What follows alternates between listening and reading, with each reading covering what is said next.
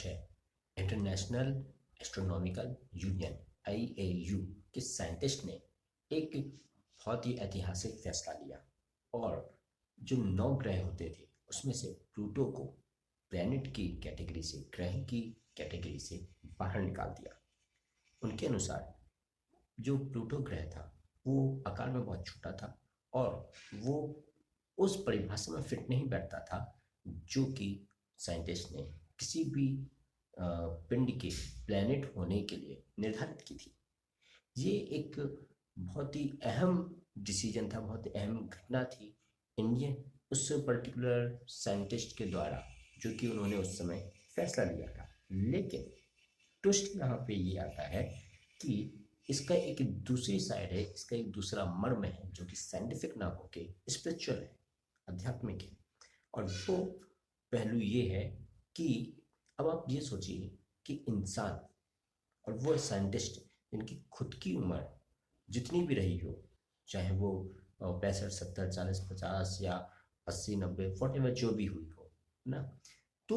वो मुश्किल से कितने होंगे, 80-90 साल के होंगे, 100 साल के आसपास के होंगे, जो भी है ना। अच्छा, और यहाँ तक कि हम जब अपनी धरती को पूरा एक्सप्लोर नहीं कर पाए हैं, और तो छोड़िए हम जो 7 ओशन है हम उसको एक्सप्लोर नहीं कर पाए, हम अपने प्लेनेट को ही अभी एक्सप्लोर पूरा नहीं कर पाए हैं। और वो प्लूटो ग्रह जो यहाँ से कई प्रकाश वर्ष दूर है और आज से करोड़ों साल पहले कभी बना होगा, किस तरीके से उसका निर्माण हुआ, उस पर एग्जैक्टली कुछ है भी कि नहीं है, क्योंकि बहुत दूर है तो पूरा बहुत ठंडा ग्रह है ना। अब आप सोचो, जिसपे इंसान का कोई कंट्रोल नहीं, जिसपे इंसान कुछ कर नहीं सकता, जिसको इंसान ने कभी करीब से इतना देखा नहीं, जाना नहीं, पहचाना नहीं, कभी एक्सप्लोर नहीं किया, कुछ नहीं किया, जिसपे इंसान ने कभी कदम नहीं रखा, उसको इंसान ये कहता है कि मेरी बनाई हुई परिभाषा में क्योंकि तुम फिट नहीं बैठते, इसलिए मैं तुम्हें इस कैटेगरी से बाहर निकाल दूंगा। यानी कि इंसान का मन और अहम कितना मतलब अजीब हो सकता है कि वो हर चीज को अपनी बनाई हुई एक सीमा में, अपनी बनाई हुई एक परिभाषा में, अपनी बनाई हुई जो एक सिस्टम होता है उसमें फिट कर देना चाहता है, फिर चाहे वो कोई भी चीज हो,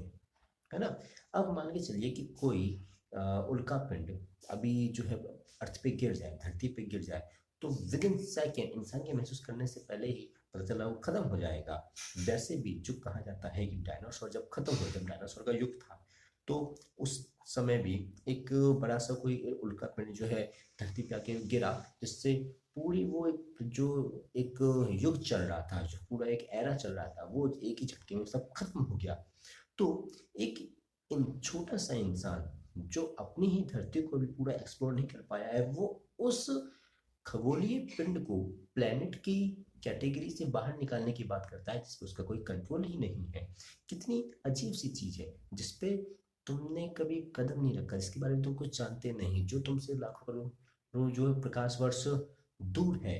ना, जिस मतलब अपनी कोई औकात ही नहीं कि हम उसके बारे में कुछ कर सकें। इंसान कहता है कि तुम मेरी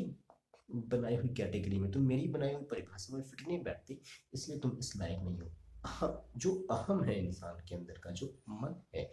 कितना खतरनाक हो सकता है, सोचो। और अभी जितना बड़ा प्लूटो, अगर उतना ही बड़ा कोई खगोलीय पिंड जो है अभी धरती पे आगे गिर जाए, है ना, तो